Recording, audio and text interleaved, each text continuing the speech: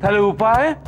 উপায় আর কি, নিজের চোখে তো দেখলেন মইনের বউ কিরকম আগুন জ্বালিয়ে পুতুল পুড়িয়ে নেচে কুদে কিরকম একটা দক্ষযজ্ঞ বাঁধালে, দেখেছেন তো।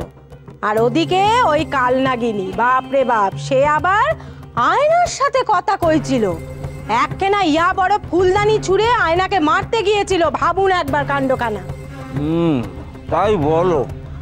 আমি ভাবলাম কি না কি, শুধু ডেকে আমার কাঁচা ঘুমটা ভাঙিয়ে দিল। আরে বাবা, পুরোটা শুনুন নে।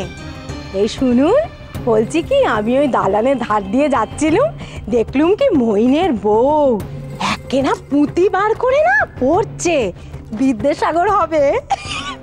বলি শুনছেন ভালো করে, বাড়ির বউ বিদ্যাসাগর হচ্ছে। আরে শুনেছি শুনেছি, তোমারই বাকি আমারই বাকি, মরুক দুই পাগলে চুলোচুলি করে মরুক, এই ফাঁকে আমরা তীর্থে পালিয়ে যাব। নাও নাও গিন্নি, সময় নষ্ট না করে বাতাস করো, বাতাস করো। বাতাস বলে বাতাস, এমন বাতাস আমি দিয়েছি না ওই কালনাগিনীকে, দেখবেন আগুনের শিখা না একেবারে লক লক করে ওপরে গিয়ে আকাশ ছোঁবে।